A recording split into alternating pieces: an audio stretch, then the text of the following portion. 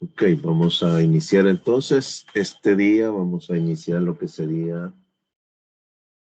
la programación orientada a objetos. Vamos a hacer una introducción y pues el día sábado estaríamos haciendo ya nuestros primeros ejercicios.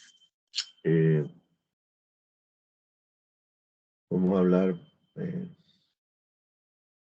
un poco acerca de lo que sería clases y objetos, pero creo que vamos a interactuar un poco acerca de esto para poder entenderlo. Estamos conectados.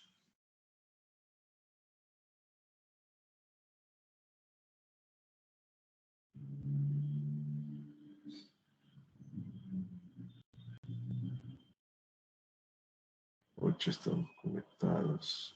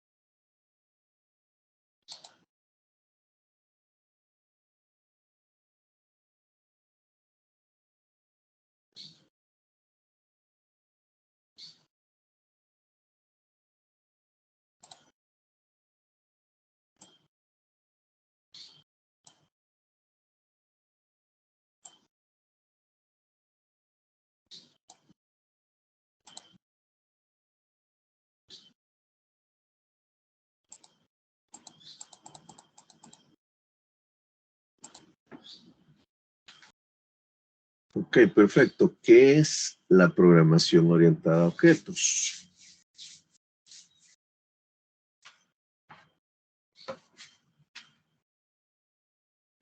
Para hablar acerca de programación orientada a objetos, tenemos que hablar de la palabra programación primeramente. En este momento, ¿qué tipo de programación hemos estado realizando? Es lo que se llamaría programación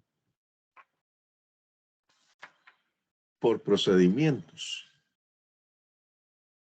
que la semana pasada, pues, abarcamos el tema de funciones y métodos para poder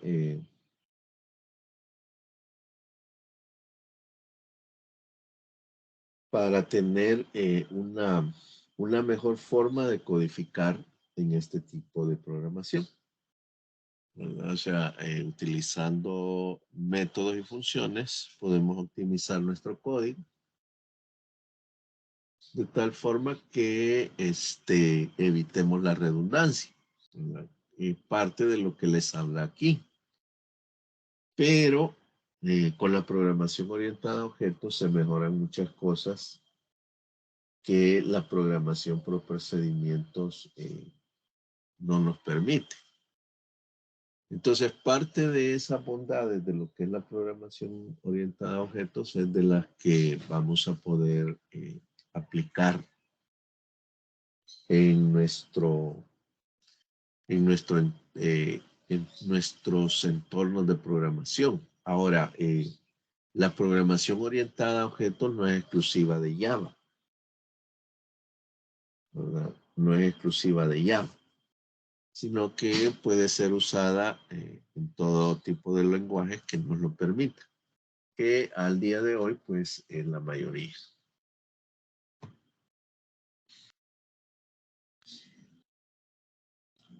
Vamos a ver un pequeño video.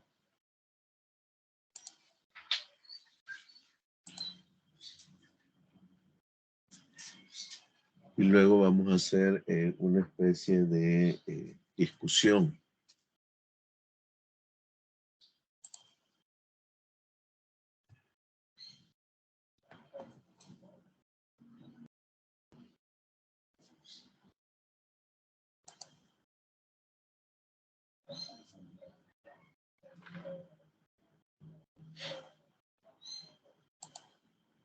Hola amigos y amigas de Team, yo soy Álvaro Felipe y hoy quiero hablarte acerca de la programación orientada a objetos. De hecho, Este video trata sobre el tema que nos vamos a introducir este día, pero solo me confirman si se escucha bien el audio de la persona. Voy a apagar mi micrófono para que no haya...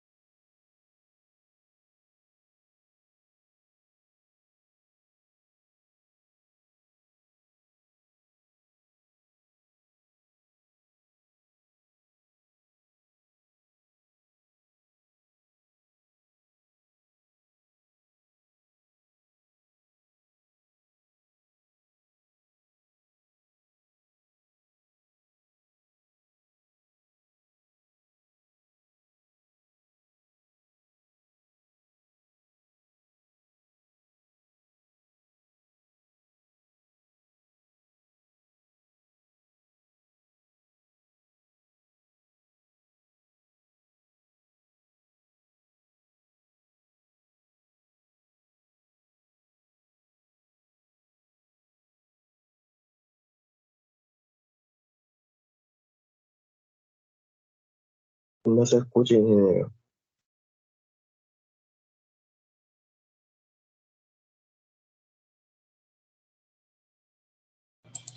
Hola, ¿se escucha el video o no se escucha?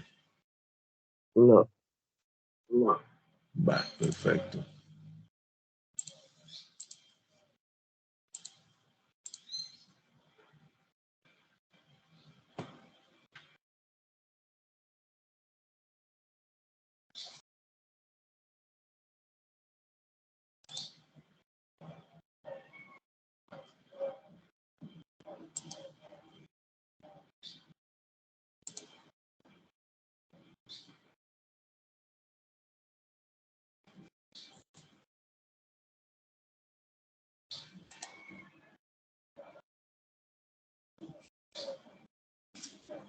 Va, me confirman si pueden accesar al chat.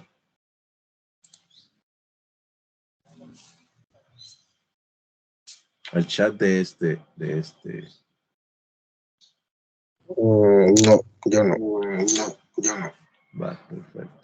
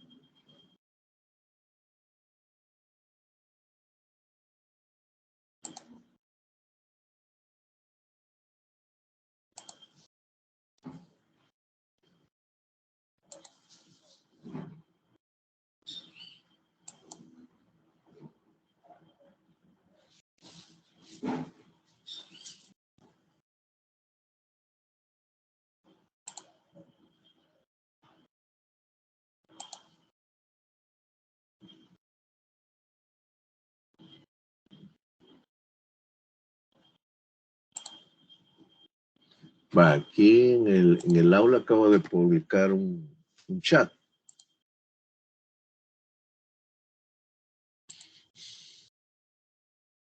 Entren ahí, por favor, al chat. Ahí les voy a publicar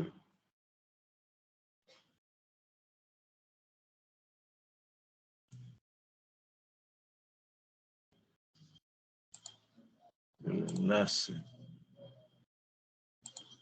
Gracias. Ok, ya tengo a Roger.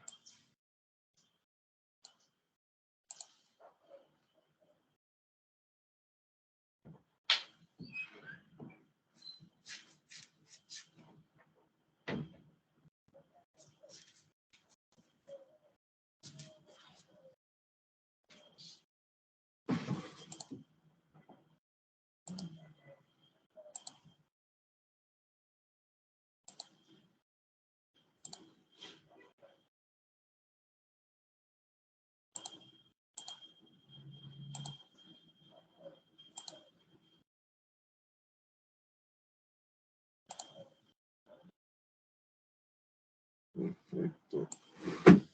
Ángel, Rogelio, Brian, Carlos. Nicolás. Roger.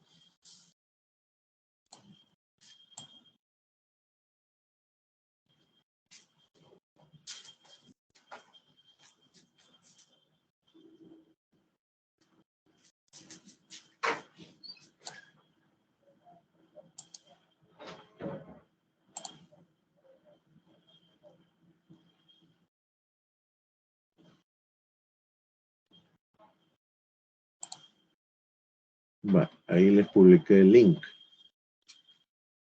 Va, el video dura 20 minutos.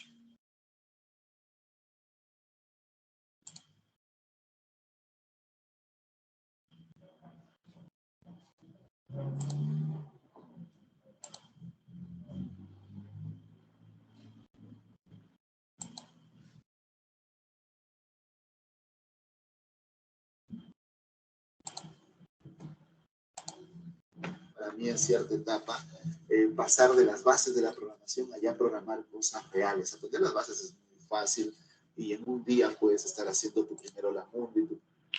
Vale, dejé el enlace ahí para que ustedes lo vean. Perdón, lo vean los que no tienen audio. Voy a poner yo el micrófono acá. Pero la idea es que ustedes igual lo vean ahí.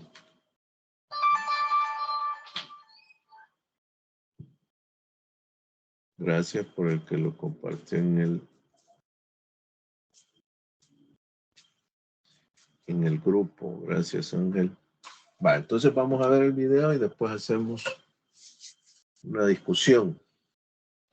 Manténganse en el chat porque ahí es donde lo vamos a realizar al finalizar el video. ¿Verdad? Gracias.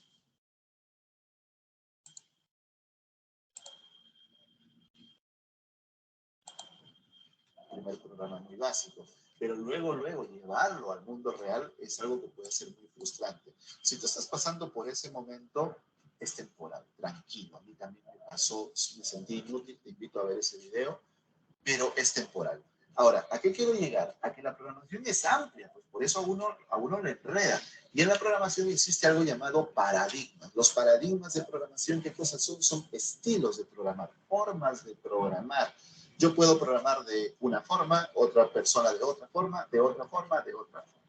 ¿Okay? Cada programador tiene su propio estilo, pero en términos más generales hablamos de paradigmas. Entonces, el paradigma con el que a nosotros nos enseñan a programar es el paradigma secuencial o estructurado, es decir, las instrucciones van de arriba a abajo, una después de otra. Es la manera más sencilla de aprender a programar. No tenemos que abstraer cosas complejas, sino simplemente damos una orden, luego damos otra orden, leemos un dato, lo manipulamos con alguna operación, ponemos una condicional para validar ese resultado y según el resultado mandamos una cosa u otra, ¿cierto? Sencillo, ¿no? De arriba hacia abajo, así aprendimos todos a programar. Pero cuando empiezas a ir a proyectos un poco más grandes, te das cuenta que esto no te ayuda en mucho y ahí es donde se te complican las cosas. Te voy a poner un sencillo ejemplo. Un cliente pide una tienda en línea donde él va a vender zapatos. Entonces tienes que pensar de una manera muy diferente. ¿Cómo vas a hacer de arriba hacia abajo ese programa, una tienda en línea para vender zapatos? Tienes los zapatos que pueden tener un precio, un color, una talla, una marca, que pueden filtrarse, que deben agregarse un carrito. Tienes el carrito que debe conectarse con una pasarela de pago para recibir las transacciones, los pagos de dinero. Tienes a los usuarios que van a hacer las compras. Son muchas cosas que no pueden escribirse de arriba hacia abajo. Y aún así, como es la única manera en la que sabemos hacer código, sabemos programar, aún así lo hacemos de arriba hacia abajo. ¿Sí o no? Lo has hecho. Yo también lo he hecho. Es que así nos enseñaron. Entonces, cambiar el chip, cambiar mentalmente ese modelo, ese paradigma a otro paradigma es difícil, es muy difícil, y ahí es donde empezamos a complicarnos. El paradigma en el mundo, no el mejor porque eso es relativo, pero sí el más usado en el mundo es la programación orientada a objetos. ¿Por qué? Porque cada uno de estos elementos que necesita el sistema, la aplicación, el programa, como el carrito, el producto, el usuario, etcétera, cada uno de esos elementos es un objeto en este paradigma. Y esos objetos tienen sus propios datos y tienen su propio comportamiento, su propia funcionalidad. Por ejemplo, los productos tienen precio, tienen marca, tienen nombre, pero también tienen funcionalidad. Por ejemplo, pueden ser comprados, obvio, pueden ser agregados al carrito. Los usuarios también tienen datos. Tienen, por ejemplo, su nombre, su número de tarjeta de crédito, etcétera. Pero también tienen acciones que ellos pueden hacer. Ellos pueden comprar productos. El carrito también sería un objeto, porque este objeto tiene datos. Sus datos serían, por ejemplo, qué productos han sido agregados al carrito, o tal vez ninguno, entonces está en cero. ¿Qué usuario está ahorita en ese carrito? Adicionalmente tiene funcionalidad, por ejemplo, mandar esa orden de compra a la pasarela de pago para que se procese y recibir el mensaje de si el proceso fue exitoso, si el pago fue exitoso o no. Cada uno de esos elementos en los que nosotros vamos dividiendo el sistema es un objeto. Y los objetos tienen datos y tienen funcionalidad. Entonces repasemos. Los objetos tienen datos y tienen funcionalidad. Eso lo voy a repetir muchísimo en el video de hoy, así que no lo vas a olvidar. Datos y funcionalidad. ¿Está bien? Entonces, con la programación orientada a objetos, pasamos de tener un código de arriba hacia abajo, en el que las funcionalidades están todas metidas y que es muy difícil de separar y de escalar, a un sistema en el que tenemos los elementos o los objetos separados y que se comunican entre ellos, como el usuario que se comunica con el producto para comprarlo, el producto que se comunica con el carrito con la pasarela de pago y a la vez con el usuario, etcétera. Los objetos se comunican entre ellos. Entonces, de esta manera es más fácil manejar y mantener un sistema y hacerlo crecer. Si luego necesitamos otra funcionalidad, podemos agregar otro objeto o incluso agregarle atributos o funcionalidad a los objetos que ya existen. Como ya dije, los objetos tienen datos y tienen funcionalidad. Y lo voy a repetir muchas veces para que no lo olvides jamás. Los datos en programación orientada a objetos se llaman atributos y la funcionalidad se llaman métodos. Es decir, cada objeto tiene sus atributos y tiene sus métodos. Pongamos un caso del mundo real para que quede muchísimo más claro. Estamos programando la aplicación de cursos de editing y queremos crear usuarios. Entonces hacemos un proceso llamado abstracción. Abstracción es pensar qué atributos y qué métodos debería tener este usuario para nuestra aplicación. Entonces, luego de esa reflexión, nosotros llegamos a la conclusión que nuestro usuario debe tener nombres, apellidos, correo, contraseña y premium. Premium sería un valor booleano, es decir, que puede ser verdadero o falso, que nos va a decir si el usuario es premium o no es premium. A través de este mismo proceso de abstracción definimos sus métodos. ¿Cuáles van a ser sus métodos? Iniciar sesión, cerrar sesión, editar su perfil, cambiar su contraseña, pasar a premium o publicar un artículo en la comunidad. Esas son las funcionalidades. Obviamente, en el proceso podemos darnos cuenta que necesitamos también el atributo país, el atributo género o el atributo fecha de nacimiento. Los agregamos. Ya tenemos la estructura y los agregamos. Este proceso es la abstracción. Este objeto se crea en código, obviamente. Pero ¿te imaginas que para cada vez que un usuario quiera registrarse a EDT, que son miles, llamemos al programador y lo pongamos a escribir código para cada usuario? No sería eficiente. Tendríamos una cola de cientos de usuarios esperando que el programador termine con el actual para pasar al siguiente. ¿Cómo resolvemos ese problema de crear miles de usuarios? Sencillo, usamos algo llamado clase. La clase es una plantilla, es un molde. Este molde tiene esa estructura básica del objeto, sus atributos, que son sus datos, y sus métodos, que es su funcionalidad. Entonces, en el proceso de abstracción que vimos hace un momento, no creamos realmente el objeto usuario, creamos la plantilla, la clase. Entonces, cada vez que una persona llega a EDT y se registra, crea su cuenta, realmente está usando la clase que ya hemos creado y que ya está en nuestro código para crear nuevos objetos usuario. Ese proceso de crear objetos a partir de una plantilla llamada clase se llama instanciar. Grábate eso. Instanciar es crear un objeto a partir de una clase. Por eso es que cada uno de esos objetos también se le llama instancia. Y de esa manera es como con una sola clase podemos crear decenas, cientos o miles de usuarios sin tener que escribir código nuevamente. Solamente escribimos una vez la plantilla. En este punto debe quedarte claro que un objeto tiene datos, que son los atributos, y tiene funcionalidad, que son los métodos. Y que a través de una clase, que es la plantilla, podemos crear varios objetos. Ahora, ¿cómo es el proceso de usar estos objetos en una aplicación real? Te lo voy a mostrar con un ejemplo para que te quede clarísimo y nunca más tengas dudas. En este ejemplo tenemos ahí al tío Alexis. Este es un universo paralelo en el que el tío Alexis no conoce a EDT, ¿ok? Entonces, un amigo suyo le dice al tío Alexis, oye, he descubierto una plataforma de cursos que se llama EDT, es excelente y puedes comenzar gratis. Entonces el tío Alexis dice, ah, qué chévere, voy a revisar esa página. Entra a la web de EDT y le parece muy interesante. Se da cuenta que puede comenzar gratis, sin tarjeta de crédito, sin nada, y dice, voy a registrarme y voy a probar qué tal. Entonces, en el proceso de registro, él invoca a la clase usuario y la instancia y crea su usuario. ¿Te das cuenta? Acaba de crear su usuario con su proceso de registro.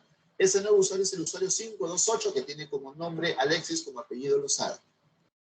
Este usuario empieza a consumir los cursos gratuitos de EDT y le gusta. Dice, eso está muy chévere y veo que hay más de 150 cursos y yo paso a Premium. Entonces voy a pasar a Premium. ¿Qué hará el usuario? Él va a la página donde están los planes, escoge un plan mensual, semestral o anual e introduce sus datos de compra, ya sea PayPal, tarjeta de crédito. En ese momento lo que está haciendo él es llamar a la clase orden de compra. Y esa clase orden de compra instancia un objeto, una orden de compra asociada a este usuario. Por eso le estamos poniendo ahí su mismo ID, orden de compra 528, que es el ID del usuario. Esta orden de compra se debe procesar. Si el proceso es correcto, si se valida el pago, esta orden de compra llama a otra clase. Esta clase es la clase Premium. Y esta clase Premium se instancia en un objeto Premium, también con el ID del mismo usuario, que se asigna a este usuario que ahora ya es Premium y ya puede ver todos los cursos de EDT. Entonces recuerda que las clases ya están ahí en el sistema. Mira, todos esos cubos grises son las clases que en el proceso se van a instanciar para crear objetos reales. ¿Listo? El usuario es un objeto real, la orden de compra es un objeto real, el Premium es un objeto real y se han creado a partir de instancias. Así es como funciona la programación orientada a objetos. Entonces, no olvides que los objetos tienen atributos y tienen métodos. Pero una cosa más, que los objetos se crean a partir de clases. Las clases son las plantillas y los objetos se crean a partir de esas plantillas. Por ejemplo, el plano de una casa sería el equivalente a una clase, porque a partir de ese plano puedes crear varios objetos. Y el proceso de crear un objeto a partir de la clase se llama instanciar. No lo olvides. Otro ejemplo para que no lo olvides nunca. El dibujo que hace un diseñador de un vestido sería el equivalente a una clase. Porque a partir de ese dibujo, él puede fabricar varios vestidos. El vestido real ya sería el objeto y el proceso de crear ese vestido a partir de ese dibujo sería instancial. A este punto espero que haya 5 palabras en tu cabeza que no vuelvas a olvidar. Objeto, atributo, método, clase, instancia. 5 palabras. Objeto, atributo, método, clase, instancia. Ya está. Con eso entiendes la programación orientada a objetos. Ahora, como paradigma, la programación orientada a objetos se basa en 4 pilares que son abstracción, encapsulamiento, polimorfismo y herencia. Estos 4 conceptos son la base de la programación orientada a objetos y puede ser un poco confuso entenderlo al comienzo, así que atento a lo siguiente. En primer lugar, la abstracción. De la abstracción ya hablamos hace un momento, ¿te acuerdas? Cuando queríamos crear un usuario, el proceso de abstracción era pensar qué atributos y qué métodos va a tener. Eso es la abstracción.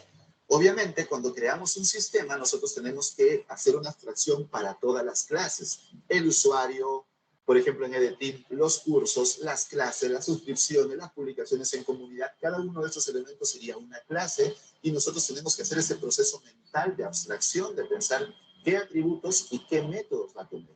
Entonces, eso es la abstracción. Esos conceptos, llevarlos y convertirlos en clases que tengan sus atributos y tengan sus métodos. El siguiente concepto es el encapsulamiento. Y es que, como hemos visto, los objetos se comunican entre ellos. Esto podría traer problemas de seguridad si un objeto pudiera modificar los datos de cualquier otro. Entonces, se necesita proteger la información de manipulaciones no autorizadas. De tal manera que cuando se comunican los objetos, hay caminos que se pueden seguir y caminos que no. Datos protegidos, datos privados, datos públicos, métodos para acceder a cierta información, objetos que no pueden acceder a cierta información o ciertos métodos de otros objetos. De esa manera tenemos organizado el sistema, porque imagínate que cualquier objeto puede acceder a cualquier información, cualquier cambio no debido podría hacer colapsar y que todo el sistema se caiga. El siguiente concepto es el polimorfismo y para explicártelo recordemos este gráfico del tío Alexis convirtiéndose en premium. Cuando él se convierte a premium, se notifica vía 3 canales, Slack, web y correo. La notificación Slack es privada para el equipo de EdTeam, que nos dice que el tío Alexis es suscrito. Vía web para el mismo usuario le llega un mensaje vía web y por correo también para el usuario le llega ese mensaje confirmándole que ahora es premium. Si se dan cuenta, es la misma funcionalidad, la notificación, aunque internamente cada uno de esos métodos funciona diferente. Es decir, la notificación Slack tiene su propia API, sus propios métodos, su propia lógica, igual para la web, igual para el correo, que es una API de correo diferente. Pero en esencia es la misma función, es la misma acción. Eso nos simplifica mucho el trabajo porque podemos dar órdenes coherentes a varios objetos sin preocuparnos de cómo internamente ellos las ejecuten. Es como si le dijéramos baila al tío Alexis, baila a Manu o baila a mí. Cada uno de nosotros bailará diferente. Yo seguramente seré el peor de los 3, pero cada uno bailará a su modo. Es decir, nos dieron una orden y cada uno la cumple a su propia manera en particular. Eso es el polimorfismo, poder darle la misma orden a diferentes objetos y que cada uno de ellos responda de su propia manera. Y el último concepto es la herencia. Este quizás es el más fácil de entender porque tiene mucha relación con el mundo real.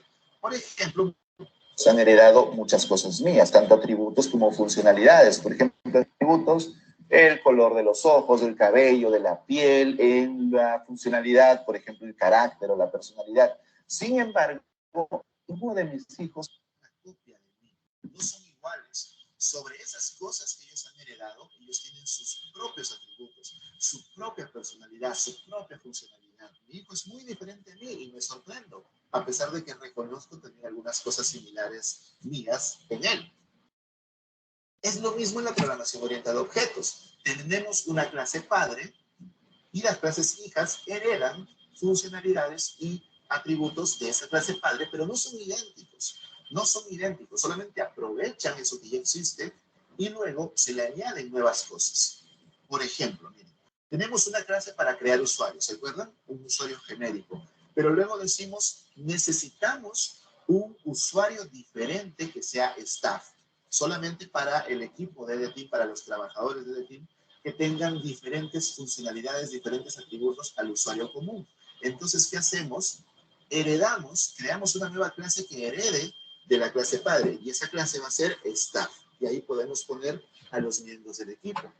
Luego decimos, necesitamos otro tipo de usuario que sea profesor, porque el profesor tiene otro tipo de funcionalidad, otro tipo de atributos. Entonces también heredamos de la clase usuario y creamos la clase profesor. Y a partir de esa clase profesor, creamos todos los profesores del team. Y por último decimos, ¿qué tal que queremos meter invitados? Por ejemplo, gente que sin pagar una suscripción pueda tener acceso, por ejemplo, para los sorteos o para las premiaciones o las campañas que hacemos. Entonces creamos un rol invitado para traer gente externa y que pueda tener acceso a él. Y de esa manera podemos crear clases hijas. ¿Te quedó claro en qué consiste la programación orientada a objetos? Espero que sí, porque hice mi mayor esfuerzo para esta presentación. Si quieres saber más de la programación orientada a objetos, que es el paradigma más usado en el mundo, y aprenderlo ya con código, con proyectos, no solamente con slides, te invito a los cursos que tenemos en EDTeam. Tenemos un curso de programación orientada a objetos.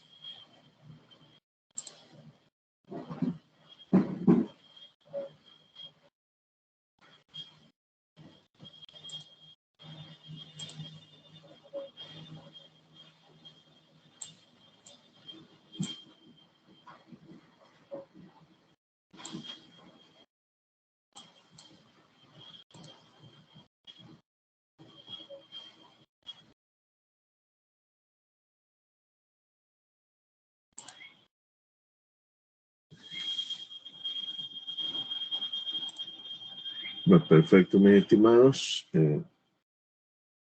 Vamos a discutir lo que se habló en el video para reforzar los conceptos de lo que es la programación orientada a objetos. Entren al chat, por favor, y vamos a empezar a hacer algunas preguntas.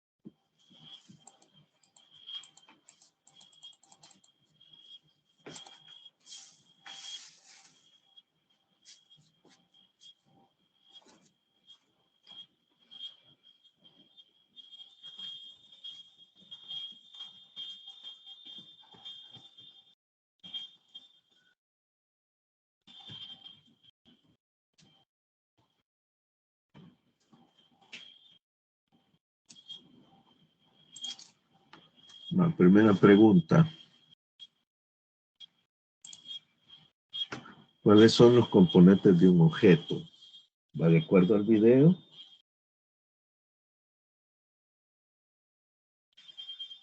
Que se hizo referencia.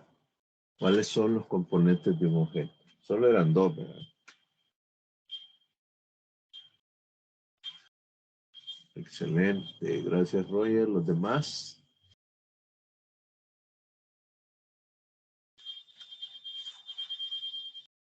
Ok, Brian, gracias. Participemos, por favor.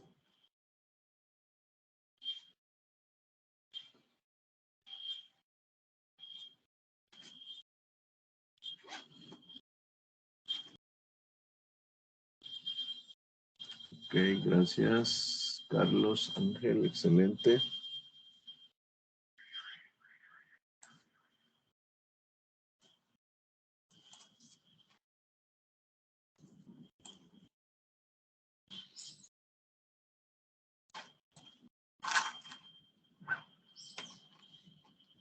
Los demás, ingresen al chat, por favor.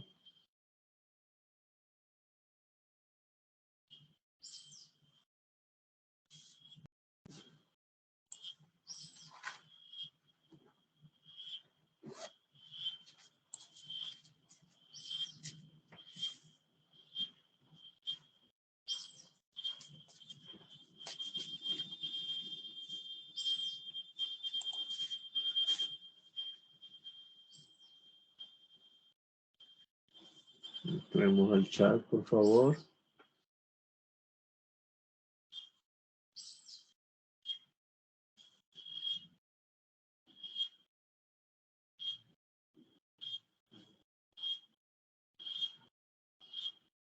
Excelente, gracias María José.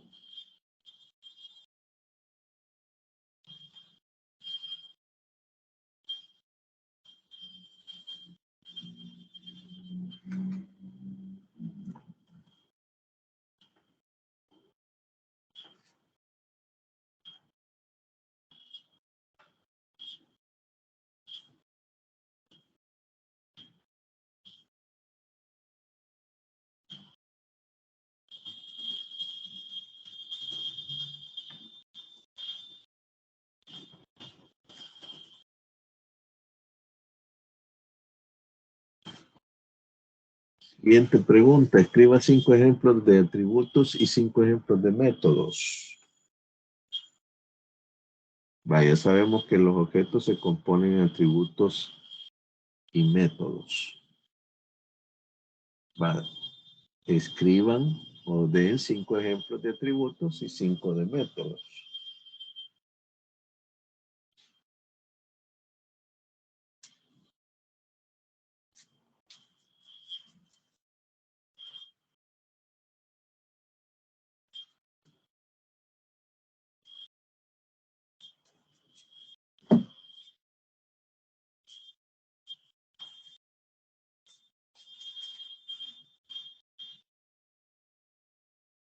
Excelente. Roger, Brian.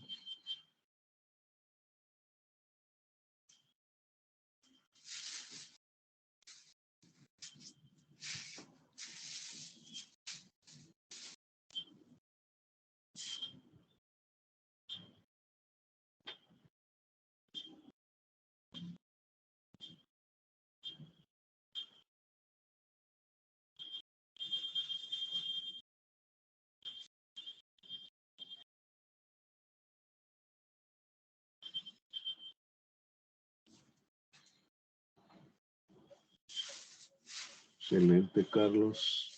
Y que ahí te faltó uno. ¿Verdad?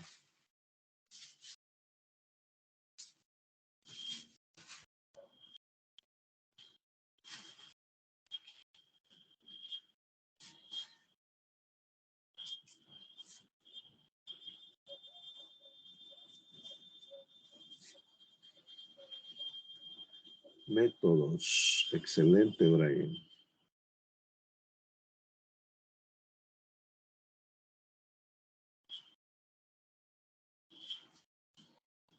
Ok, gracias, Ángel.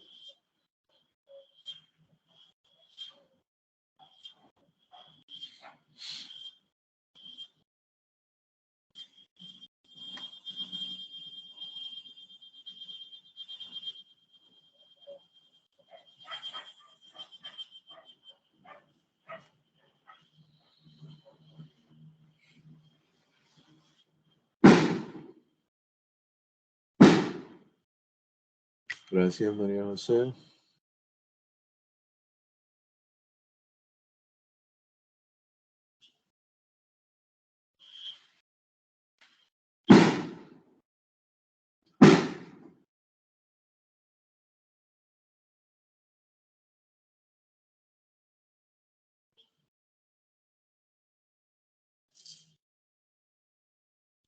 Solo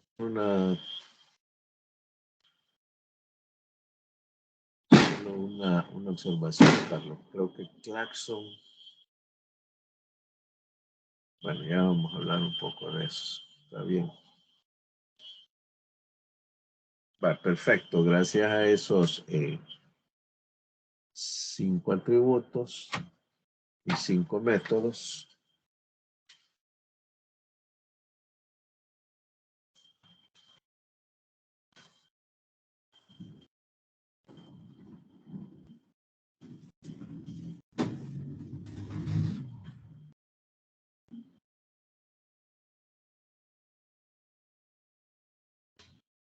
Voy a escribir la diferencia entre atributo y método.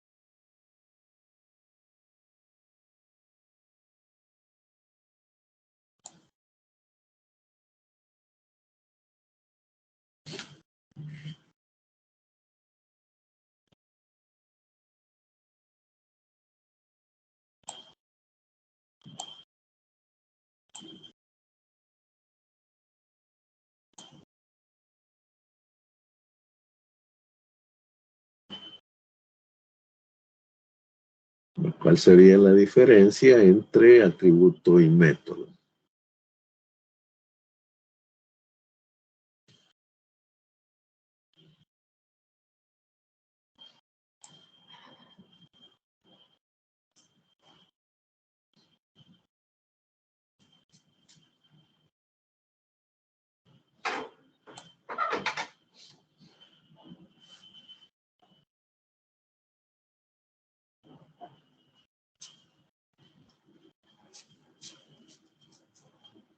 Ok, gracias, Brian. Va, todavía no nos metamos a la parte del programa. Creo que llegaría hasta las acciones, ¿verdad? Y en este caso no sería de la persona, ¿verdad?, sino de un objeto.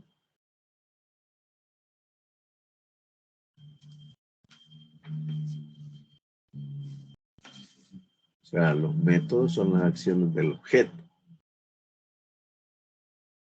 Y los atributos son los valores asignados a un objeto. Ok, Brian, los demás. Roger.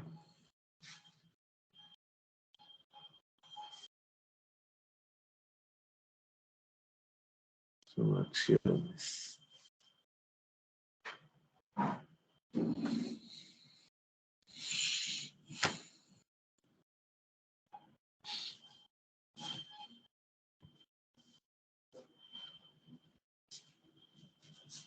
Exacto, así es. Las acciones.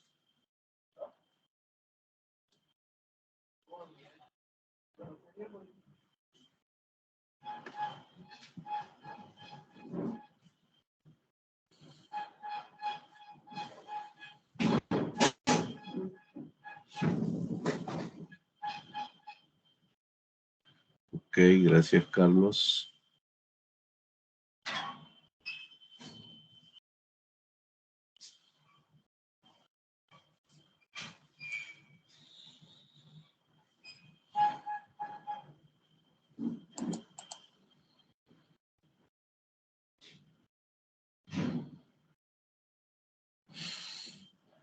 Excelente, así es, ¿verdad? Entonces, cuando hablamos de atributos del objeto, serían las características. Por eso les pedí los ejemplos. Veamos, ustedes pusieron como ejemplo nombre, apellido, dirección, correo, teléfono. Entonces, esas son características que ustedes colocaron. Edad, la fecha, la dirección. Y los métodos son acciones. Iniciar sesión, cambiar perfil, modificar contraseña, comprar algo. Aquí tenemos otros: encender, registrarse, pasear, correr. Todo lo que sean acciones son métodos. Y todo lo que sean características del objeto son atributos. Género es un atributo. Acá donde Carlos nos ponía encender, apagar, acelerar, frenar, claxon no sería un método, sino tocar claxon. Ese sería un método porque es la acción. El claxon como tal sería un objeto. Y ahí la diferencia.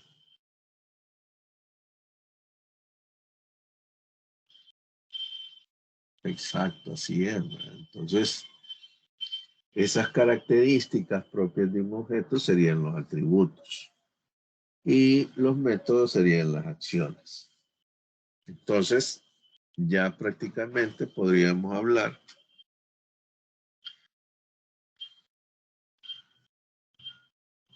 de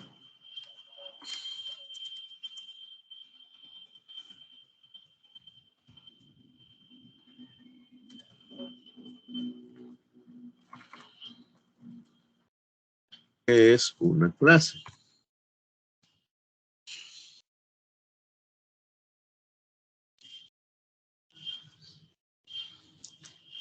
ahí explicaron bastante bien con imágenes lo que era una clase. ¿Qué es una clase entonces?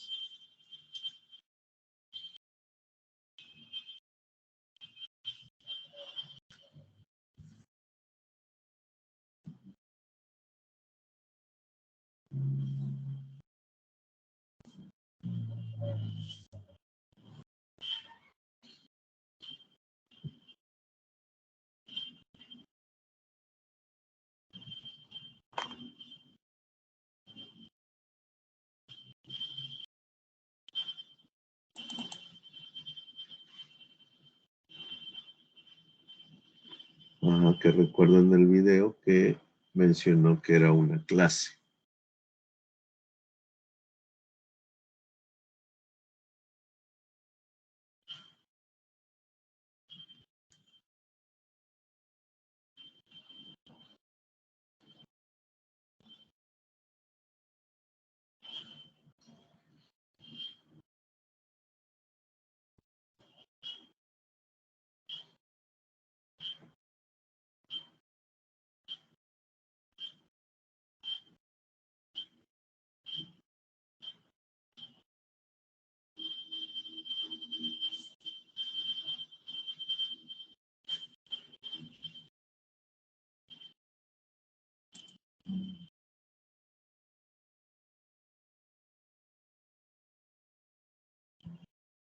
Bueno, mis estimados, que entendemos que es una clase.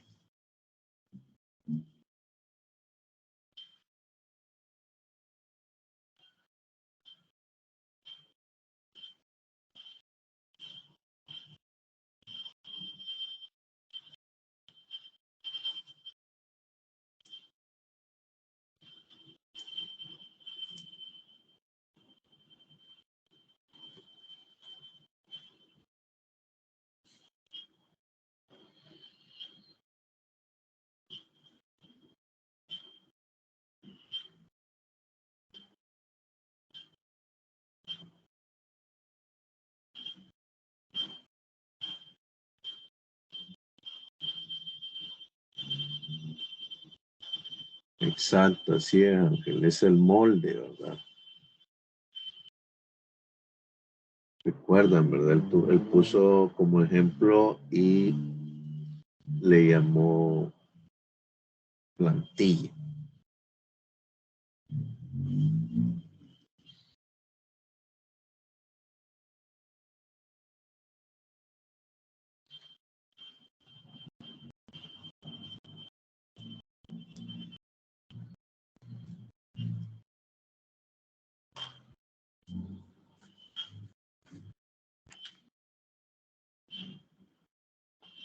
Exacto, así es, Roger. ¿Verdad? Es el molde, el boceto, la plantilla.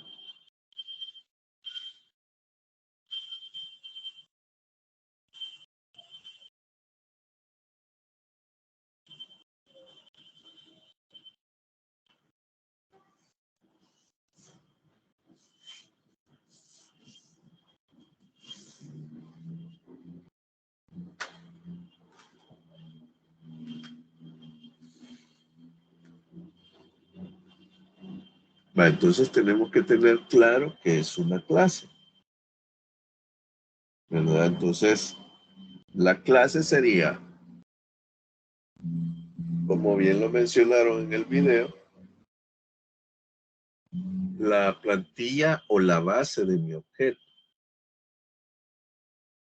Eso sería mi clase. Entonces, cuando vamos a crear una clase, es que vamos a crear la base con la que vamos a crear los objetos.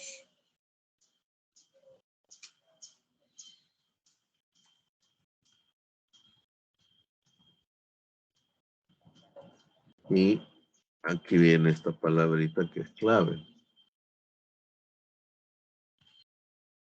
que es instanciar. Ahora, todos estos conceptos que estamos tratando acá son los que vamos a estar hablando de ahora en adelante. Por eso es necesario, ¿verdad?, que los tengamos claros. Cuando hablemos de clase, objeto, atributos, métodos o instanciar, debemos de tener claro esto. ¿Qué es instanciar?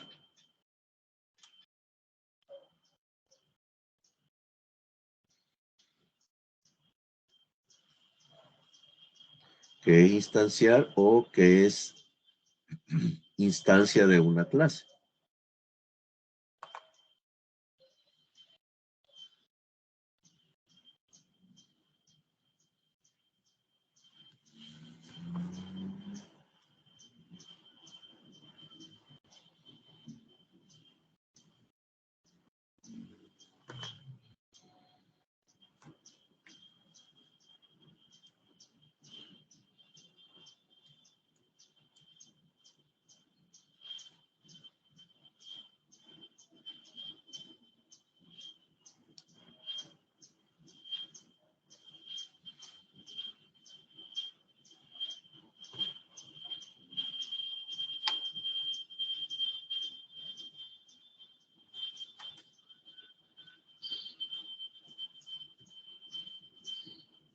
Ajá, mis estimados.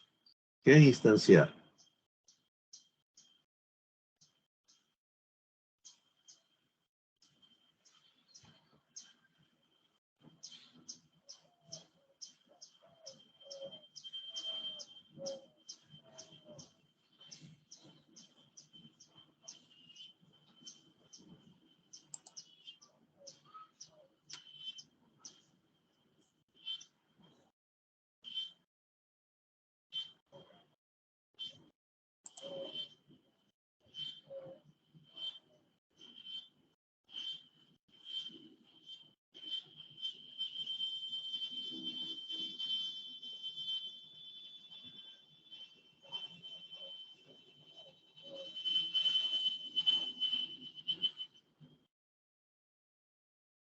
Ok, por ahí vamos, Roger. Por ahí vamos. Solo vamos a hacer algún cambio en ese concepto, en esa respuesta. Pero vamos bien. Excelente. Veamos los demás. ¿Qué es instanciar?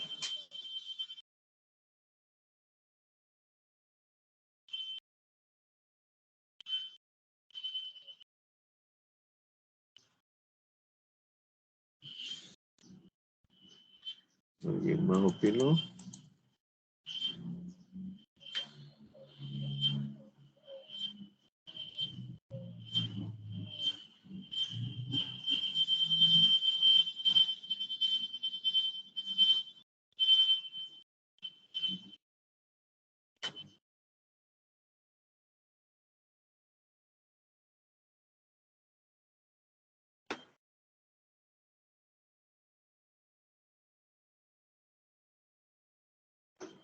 Los demás. Carlos, María José, Ricardo.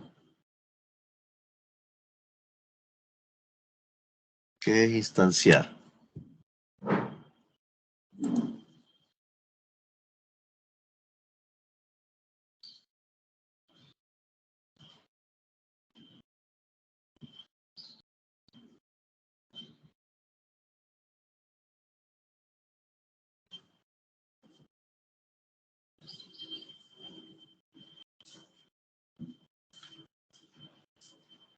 El proceso de leer o especificar información como los valores y el tipo de almacenamiento de un campo de datos.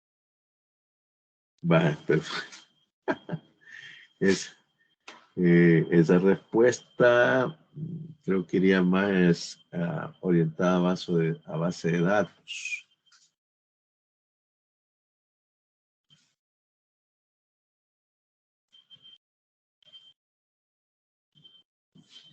Los demás no recuerdan qué es lo que mencionaron en el video, pero que han visto el video, pues.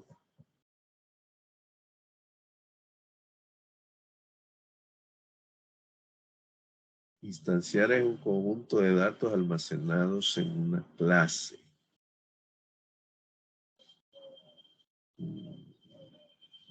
Bueno, los demás, para poder llegar a una conclusión. Ricardo, María José.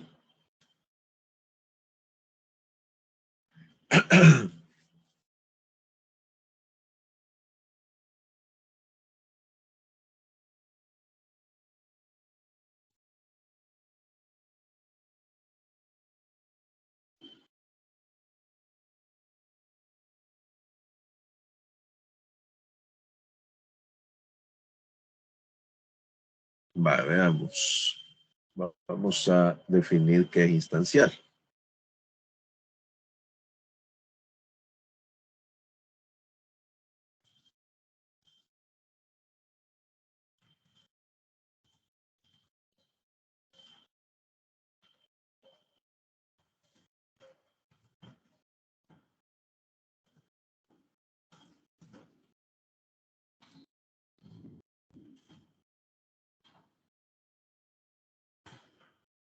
Entonces, instanciar o instancia de una clase es la creación de objetos a partir de una clase.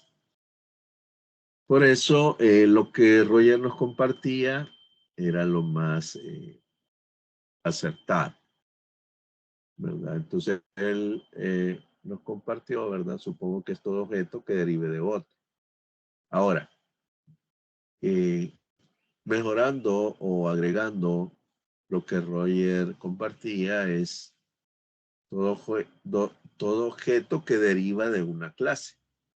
Eso sería lo que llamaríamos instanciar, o sea que cuando instanciamos un objeto es que tenemos una clase. Y recuerden que una clase es la plantilla o el molde, como bien nos compartían sus compañeros, de un objeto. Entonces ustedes tienen la plantilla, toman la plantilla y crean un objeto. A eso se le llama instanciar.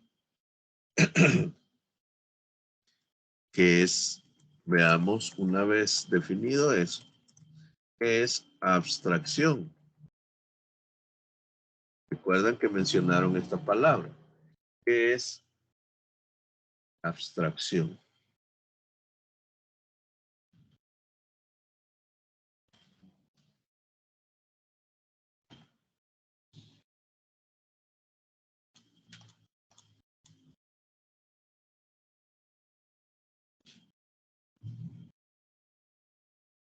¿Cuántos quedamos? Carlos, María, Ángel se nos fue. ¿Qué es abstracción?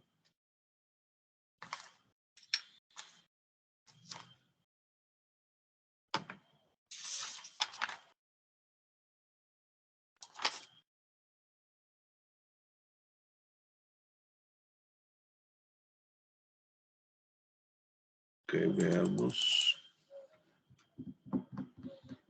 ¿Qué es abstracción?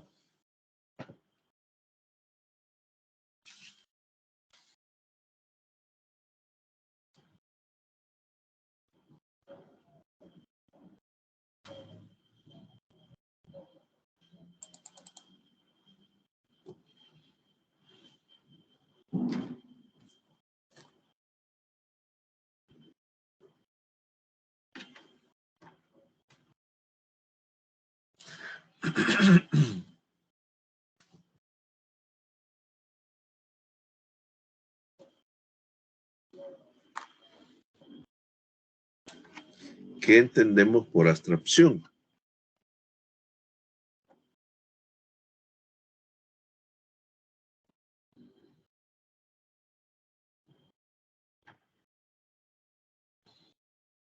Vamos.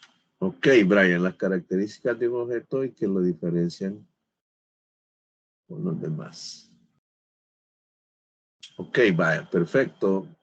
Aunque cuando mencionas características de un objeto, estaba hablando de atributos. Y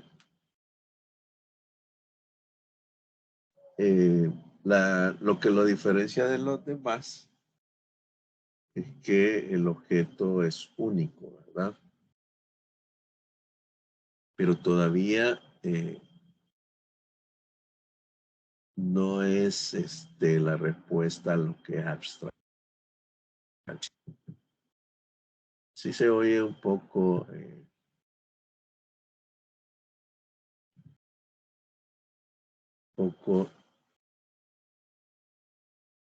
difícil la palabra. Muestra solo información requerida por el usuario. No. Estamos bien con la palabra información, ¿verdad? Pero no está todavía bien. Carlos, son las características específicas de un objeto que lo diferencia entre los demás objetos. No.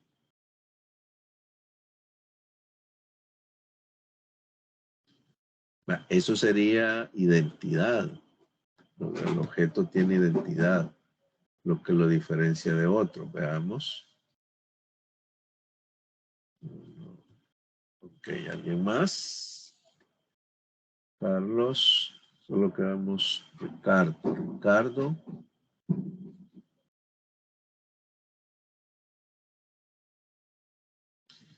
Por ahí vamos llegando, María, gracias. Seleccionar datos de un conjunto más grande para mostrar solo los detalles.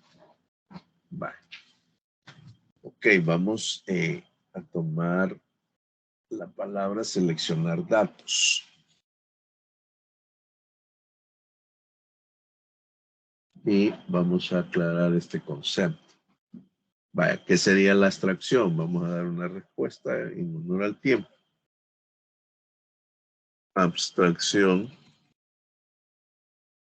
es el proceso de diseñar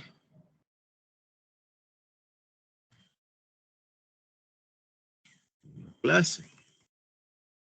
Recuerdan que una clase es una plantilla o un molde, ¿verdad? Entonces, cuando nosotros hacemos abstracción, estamos diseñando esa clase. O sea, cuando decimos diseñar es qué atributos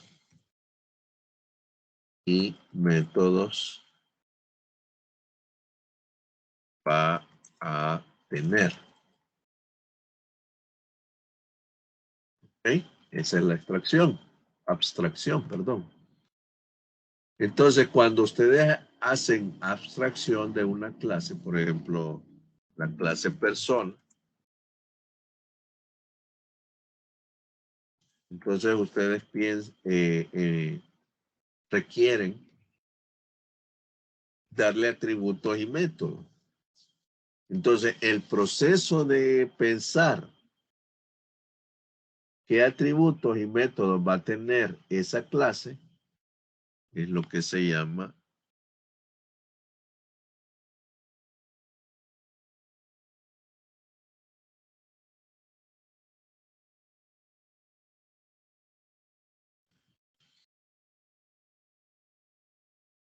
esto se le llama abstracción.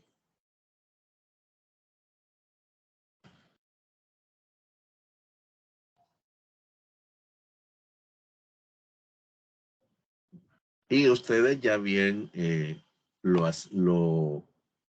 expresaban en los ejemplos, ¿verdad? Por eso es la cuestión de los ejemplos. Por ejemplo, me gustó el de María José. Vaya, aquí está. Una persona tiene los atributos nombre, edad, apellido, dirección, género. Entonces, ¿qué hizo María José? Pensar qué atributos tendría la clase persona. Ahora, Ángel nos regaló los métodos del atributo persona. Comprar, correr, encender, registrarse, ¿no? Y pasear. Para eso son los métodos que podría tener atributo persona. Ahora, ¿qué métodos tendría la clase usuario? Iniciar sesión, cambiar perfil, modificar contraseña. Esos serían los atributos y comprar algo de un usuario. Y podrían ser también estos atributos del usuario: nombre, edad, apellido, dirección, género. ¿Ven? Entonces, la clase persona tendría los atributos que ya mencionamos y los métodos. A eso se le llama abstracción, al diseño de esos atributos y métodos cuando vamos a diseñar una clase, ¿verdad? A partir de eso, entonces yo puedo ya instanciar esa clase persona y crear los siguientes objetos: usuario, trabajador, estudiante. Puedo crear otro objeto llamado empleado, profesor, etcétera. ¿Ven cómo se derivan de la clase todos los demás objetos? O sea, las instancias de esos objetos a partir de el diseño que hicimos. Eso sería abstracción.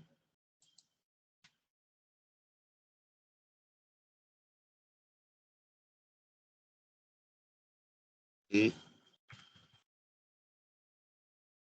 vamos a ver qué es polimorfismo. Los otros, ¿se acuerdan que habló de 4 aspectos de una clase? Abstracción, encapsulamiento, polimorfismo y herencia. De esos, creo que el polimorfismo es el que tiene un poco más de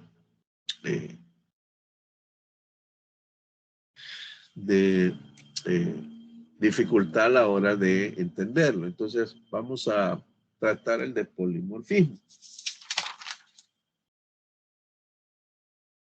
¿Qué es polimorfismo?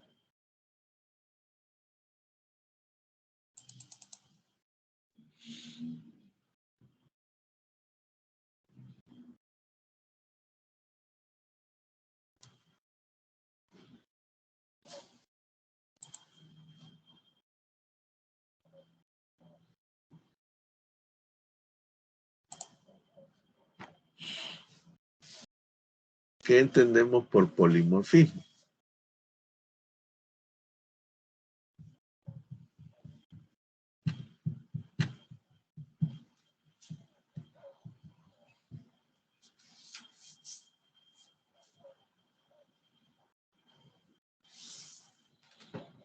Solo 2 quedamos en el chat. Va, solo, excelente. Gracias, María José, por regresar. ¿Qué es polimorfismo? Ya con este terminamos. Solo también, Brian, qué bueno, Brian. Va, ¿qué es polimorfismo? Ya con esa terminamos. Ya con esa aterrizamos.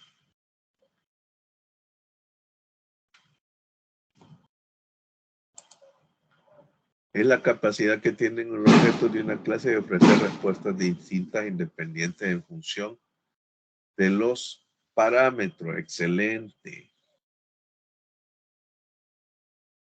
Excelente, María José. ¿Quién más se nos unió al final? No, Roger ya está. Roger, es cuando los objetos responden los mensajes que se les envían.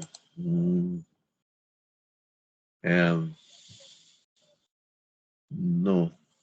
María José, un ejemplo podría ser como las funciones que tienen un teléfono, ¿verdad? Ahora, quizás más bien, María José, de acuerdo a lo primero que usted colocó, ¿verdad?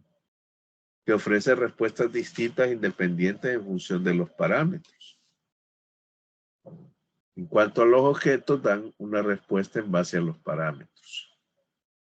Vaya, un ejemplo podría ser, vaya, lo que pasa es que lo que podríamos definir como polimorfismo en el ejemplo del teléfono que usted da, Es que todos los teléfonos tienen cámaras, ¿verdad? Pero ¿qué sería el polimorfismo? Podríamos definirlo como que tiene diferentes resoluciones, ¿verdad? Entonces, todos los teléfonos tienen cámara, pero la resolución en cada teléfono podría ser diferente. Entonces, la calidad de la fotografía variaría.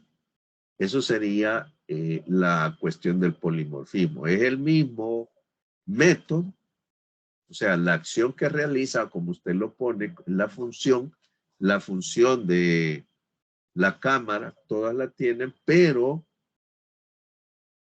la resolución en cada uno es diferente. Entonces, la calidad en cada uno es diferente. Entonces, excelente la pregunta, ¿verdad? Entonces, tomando su mismo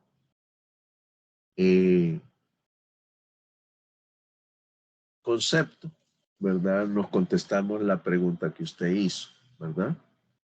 Entonces, es la capacidad que tienen los objetos de una clase de ofrecer respuestas distintas o independientes a los parámetros. Vale, perfecto. En ese caso, para entender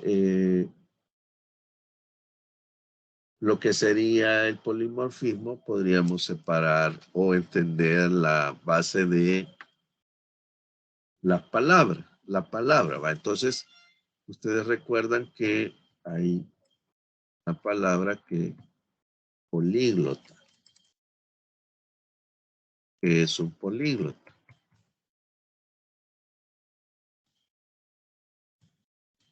Políglota es una palabra compuesta que se deriva de la palabra poli,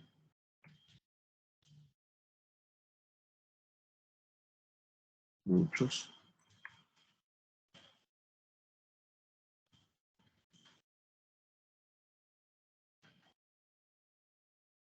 y glota, lenguas.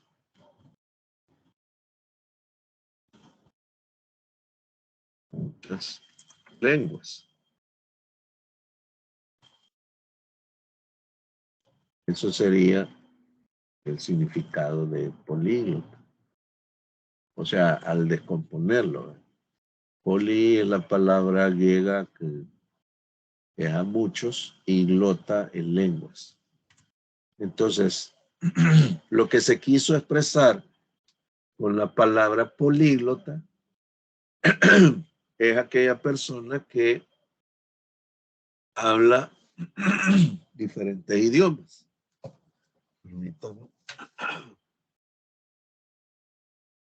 En el caso de polimorfismo,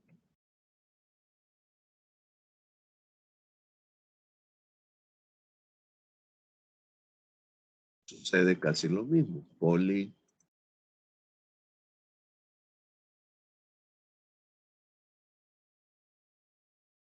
muchos,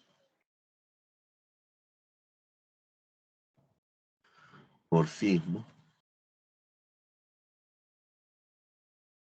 formas.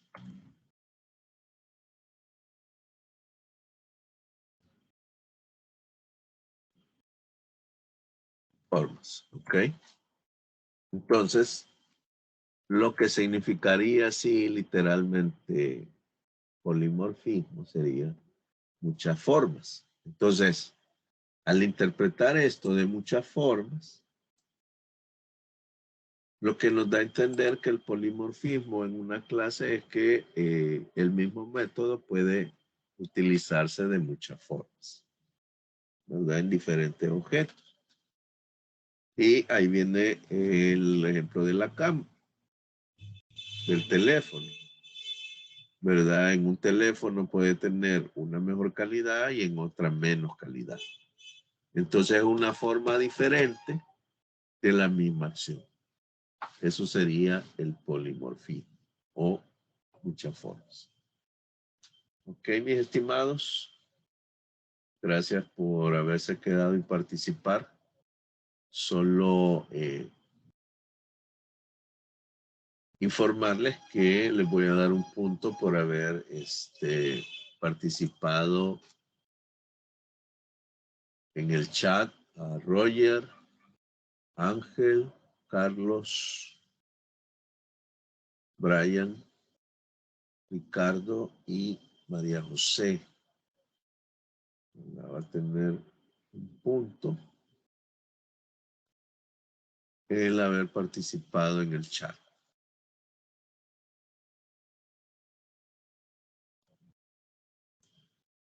Ok, perfecto.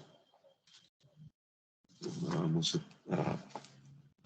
Se han ganado un punto por haber participado en el chat. Así que el día sábado vamos a hacer unos ejercicios acerca de el diseño de clases, ¿verdad? Así que la vamos a dejar hasta aquí, ¿verdad? Y el día sábado continuamos con el tema. Así que gracias, mis estimados, por haber participado en el chat.